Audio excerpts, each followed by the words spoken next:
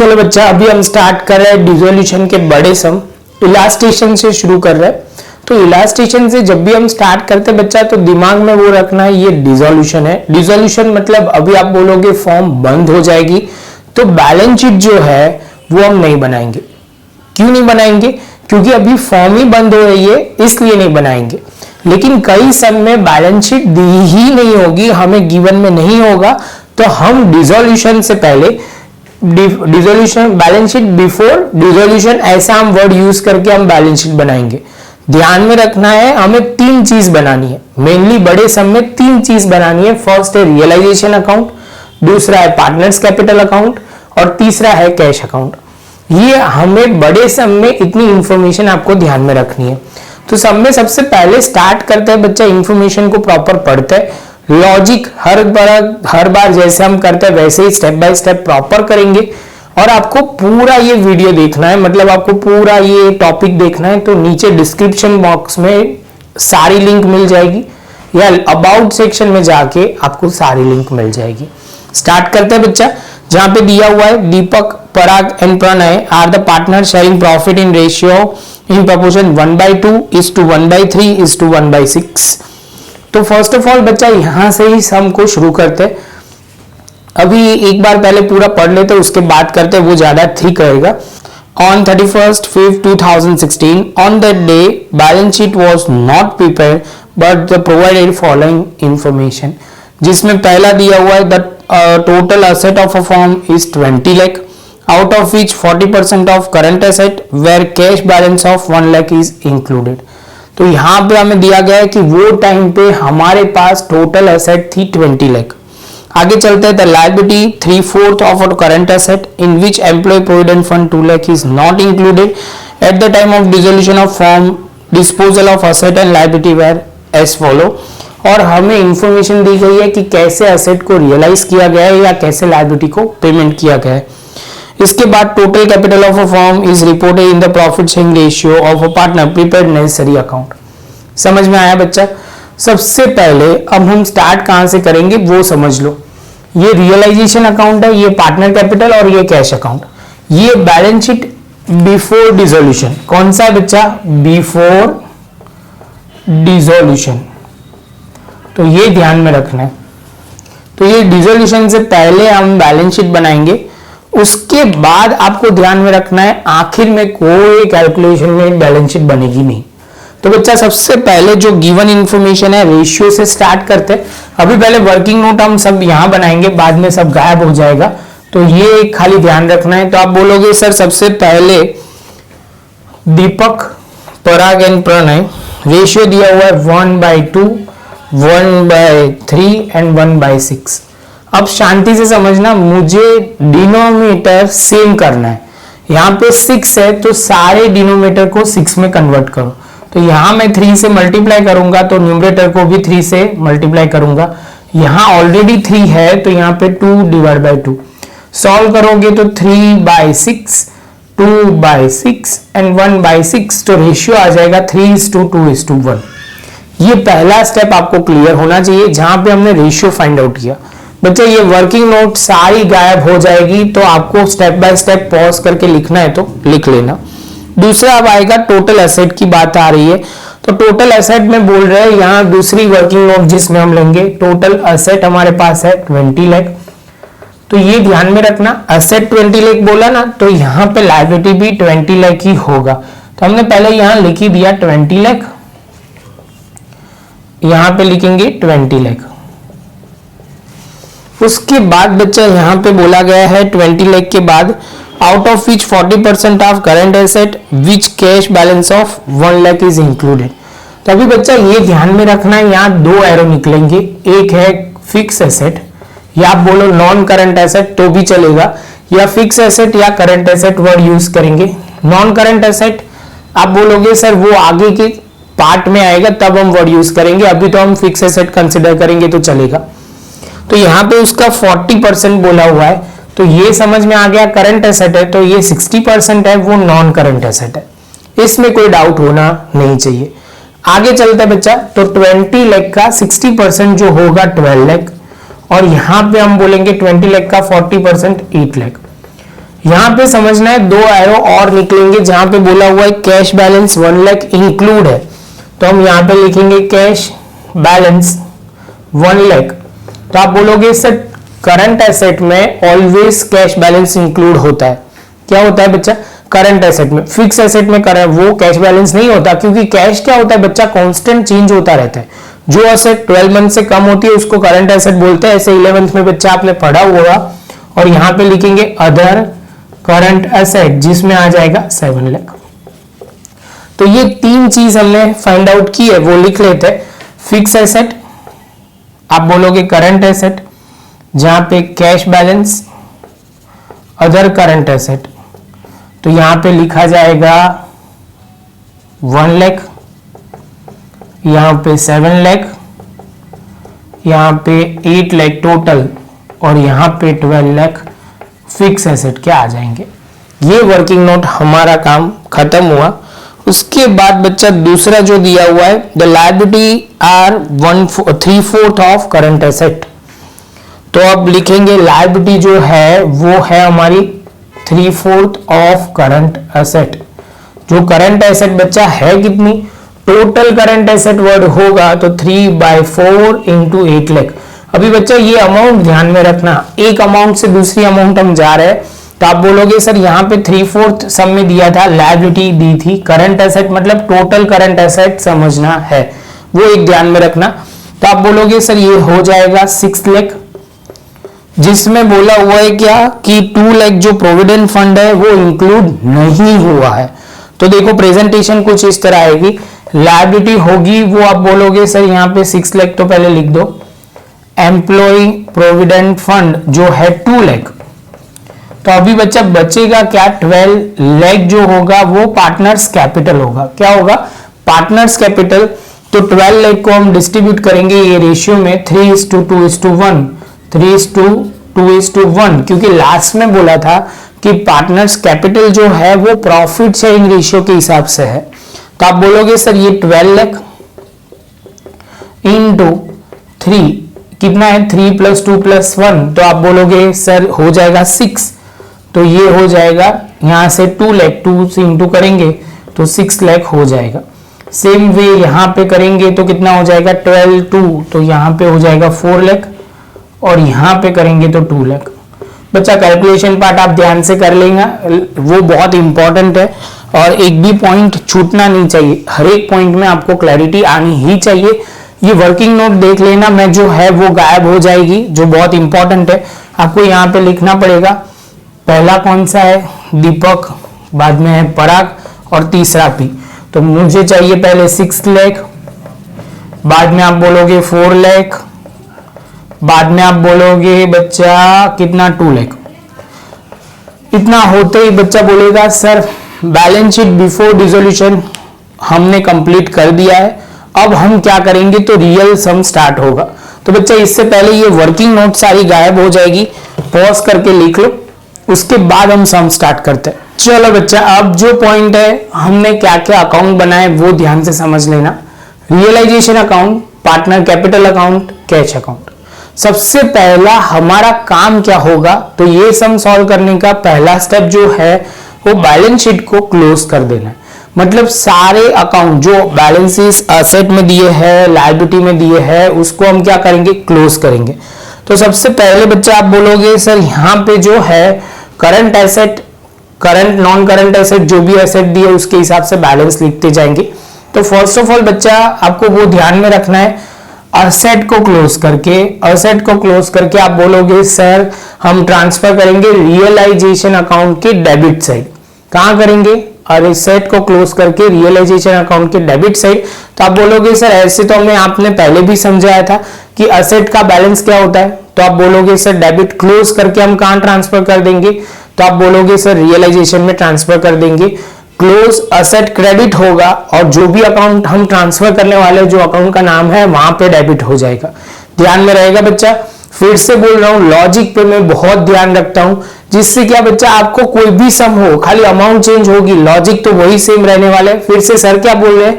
Sir ने वैसा बोला कि असेट जो होंगे क्या होंगे बच्चा? वो ऑलवेज, चलो लिख के समझाता हूं क्योंकि बच्चों को ये स्ट्राइक नहीं हो रहा होगा।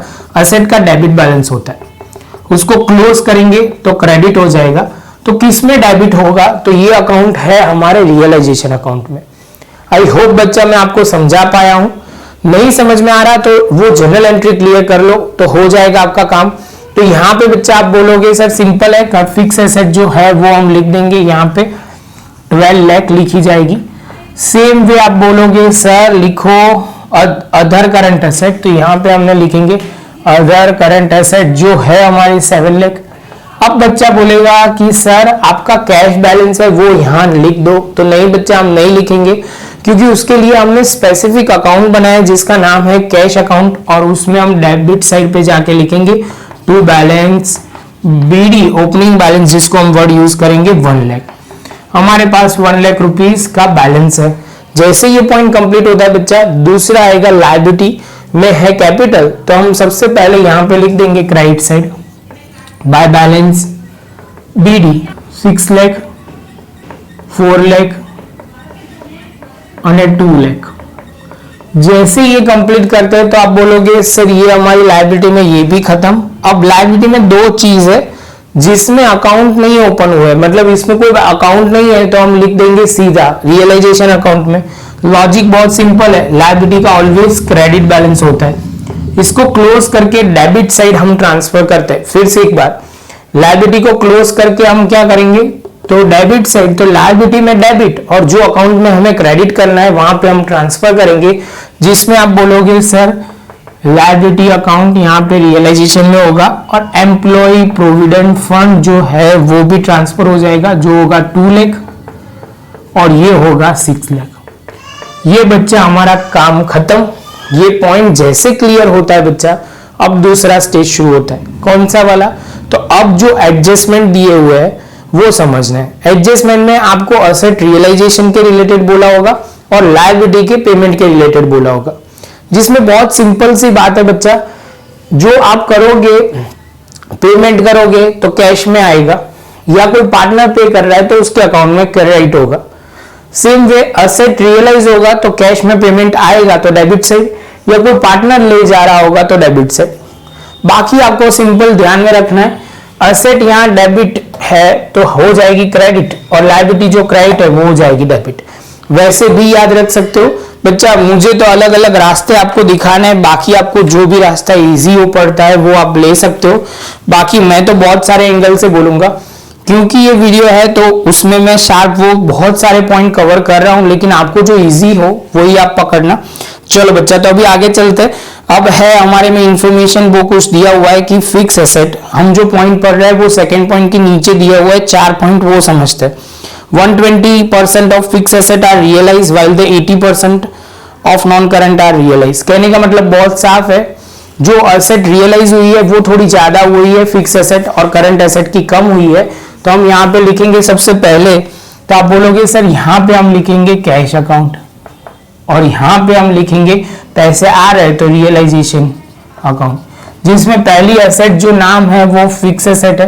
कितनी थी? 12 लाख थी, उसका 120% रियलाइज हुआ, तो आप बोलोगे 14,40,000, और टोटल करके भी लिख सकते हो, अलग अलग भी लिख सकते हो। और करंट एसेट थी 7 लाख का 80%, तो आप बोलोगे सर यहाँ पे 70, 140 चले जाएंगे, तो आप बोलोगे 6,60,000, 5,60,000 प्रॉपर। बच्चा हाँ, कैलकुलेटर आप यूज कर सकते हो बच्चा, मैंने पीछे से देख के लिख लिया है। यहाँ पे सेम वे आप लिखोगे फिक्स एसेट 14,40,000 और यहाँ 5,60,000। आउटर कॉलम में बाद में हम लिख देंगे। तो लॉजिक बहुत सिंपल है, पैसे आ रहे तो डेबिट साइड और रियलाइजेशन अकाउंट क्रेडिट साइड। जैसे ये पॉइंट कंप्लीट होता है बच्चा, दूसरा पॉइंट है 100% प्रोविडेंट फंड आर पेड करोगे तो पैसे जाएंगे तो रियलाइजेशन अकाउंट क्रेडिट होगा, और यहाँ पे होगा रियलाइजेशन अकाउंट में डेबिट साइड क्या होगा, एम्प्लॉय प्रोविडेंट फंड। क्या लिखेंगे? तो यहाँ पे हम लिखेंगे कैश। ध्यान में रखना, रियलाइजेशन में कभी भी हम रियलाइजेशन वर्ड नहीं लिखते, वहां पे कैश पेमेंट दिखाया जाता है। तो यहाँ पे आप बोलोगे सर एम्प्लॉय प्रोविडेंट फंड जो है हमारा 2 लाख, और यहाँ पे हम लिखेंगे कैश अकाउंट में हम लिखेंगे वर्ड रियलाइजेशन। कितनी अमाउंट लिखेंगे बच्चा? तो आप बोलोगे सर आपको जितनी अमाउंट दी गई है वो फुल पेमेंट करनी है, क्योंकि दे दिया है उसमें 1 रुपया भी कट नहीं होगा। क्लियर, ये एडजस्टमेंट भी खत्म। अभी other liability are paid 10% discount, तो हमारे पास अदर लायबिलिटी है 6 लाख, उसको 10% डिस्काउंट से, तो मतलब कहने का मतलब बहुत सिंपल है, 6 लाख की चीज है उसको 10% काटोगे तो आप बोलोगे 5,40,000, 60,000 हमें डिस्काउंट मिला हुआ है, तो वो डिस्काउंट लिखेंगे और यहाँ पे हम वर्ड लिखेंगे, ये वर्ड जो है वो लायबिलिटी वर्ड दिया हुआ है 5,40,000। आई होप बच्चा आपको समझ में आ रहा है। कैश जा रही है इसलिए credit side, realisation account debit side. और लास्ट है डिसोल्यूशन एक्सपेंस, 1 लाख है, तो डिसोल्यूशन एक्सपेंस है तो आप बोलोगे सर ये बिजनेस के लिए वन टाइप ऑफ एक्सपेंस है, तो रियलाइजेशन अकाउंट डेबिट होगा। यहाँ पे हम वर्ड लिखेंगे डिसोल्यूशन एक्सपेंस 1 लाख रुपीज, और आप बोलोगे सर पेमेंट करेंगे, तो यहाँ पे हम लिखेंगे, ये वायर थोड़ा प्रॉब्लम क्रिएट कर रहा है, चलो तो डिसोल्यूशन है 1 लाख रुपीज, तो ये पॉइंट हमारा हो गया। जैसे ये पॉइंट कंप्लीट होता है बच्चा, अब हमारा जो इंपॉर्टेंट पॉइंट है अकाउंट को क्लोज करना। तो अकाउंट को क्लोज करना तो सिंपल सी बात है, जो जो हमने लिखा है वो प्रॉपर तरीके से टोटल करना शुरू करते हैं। तो पहले 2 लाख प्लस 540 प्लस 1 लाख, तो आप बोलोगे सर ये जो है वो हो जाएगा कितना, 8,40,000, तो ये हो जाएगा 8,40,000। टोटल करना शुरू करते हैं, 6 lakh plus 2 lakh plus 14,40,000 plus 5,60,000, तो 28 लाख हो रहा है। इस साइड ऑब्वियसली कम हो रहा है, तो यहां पे हम लिख देंगे 28 lakh. Same way 28 lakh minus करोगे बच्चा, तो यहां पे 12 लाख माइनस 7 लाख माइनस 8,40,000, सब कुछ माइनस करोगे बच्चा तो हो जाएगा 60,000। ये रियलाइजेशन प्रॉफिट वर्ड यूज कर सकते हो, ये प्रॉफिट है, डिस्ट्रीब्यूट होगा पार्टनर्स कैपिटल अकाउंट में, तो DPP डिस्ट्रीब्यूट करेंगे 60,000 को बच्चा, तो कितना आ जाएगा 10, ओके 60 आ गया है, 30 20 एंड 10, 30,000 20 एंड 10,000। तो बच्चा ये होते ही आप बोलोगे यहाँ पे डेबिट, तो यहाँ पे क्रेडिट हो जाएगा बाय रियलाइजेशन अकाउंट, कितना लिखेंगे 30 20 एंड 10। तो बच्चा टोटल शुरू करते हैं, यहाँ पे होगा 6,30,000, यहाँ पे 4,20,000, यहाँ पे 2,10,000। सेम टोटल आप यहाँ पे लिखोगे 6,30,000, 4,20,000, 2,10,000। जैसे ये पॉइंट कंप्लीट होता है बच्चा, वर्ड क्या लिखोगे, तो बच्चा बोलेगा बैलेंस कैरिड डाउन, तो एकदम गलत बात है बच्चा, बिजनेस क्लोज हो रहा है, अब कोई कैरिड डाउन नहीं, सीधा कैश में पेमेंट करो और उसको क्लोज हो जाएगा। तो कैश अकाउंट आ जाएगा यहाँ पे 6,30,000, 4,20,000 और यहाँ पे 2,10,000, तो ये डेबिट है, तो यहाँ पे हम लिख देंगे क्रेडिट साइड, ये थोड़ा गायब कर देते तो आपको इजीली समझ में आए। चलो तो यहाँ पे लिखेंगे D capital account, P capital account, P capital account 630, 4,20,000, 2,10,000। तो यहाँ पे लिखेंगे 2 लाख प्लस 5,40,000 प्लस 1 लाख 8,40,000, और यहाँ पे बच्चा टोटल करता है तो 14,40,000 प्लस 5,50,000 करेंगे तो 20 लाख हो जाएगा, 5,60,000 टोटल करते बच्चा। तो यहाँ तो देख के 21 लाख हो ही रहा है, 20 लाख, और यहाँ पे भी 21 लाख हो रहा है कि नहीं है देख लेते हैं। तो लिख ही दिया है पहले, तो 8,40,000 प्लस 6,30,000, 8,40,000 प्लस 6,30,000, 4,20,000, 2,10,000, तो आप बोलोगे 21 लाख हो गया। सपोज ये दोनों के टोटल टैली होता है, सपोज नहीं होने ही पड़ेंगे, ये टैली होंगे तब भी जाके आपका सम सही हो सकता है। ये इनडायरेक्टली आपको आइडिया लग जाता है कि कैश अकाउंट टैली हुआ, उसका मतलब हमने सभी जगह डबल एंट्री पास की है, तो वो ऐसा बोल सकते हैं। आपने कोई एंट्री भूल गए तो वो बात अलग है, तो भी टैली तो होगा लेकिन गलत अमाउंट से होगा। ये टैली हो रहा है, इसका मतलब है आपने प्रॉपर डबल एंट्री की हुई है। तो इसके साथ बच्चा ये सम खत्म हुआ। ऐसे सेम सम हम सब कुछ कवर करेंगे प्रॉपर स्टेप बाय स्टेप। ये नोटबुक में लिखना, प्रैक्टिस बहुत करना बच्चा। इसमें सर ने कैसे स्टेप सॉल्व किए वो बहुत जरूरी है। मिलते हैं नेक्स्ट लेक्चर में नए सम के साथ।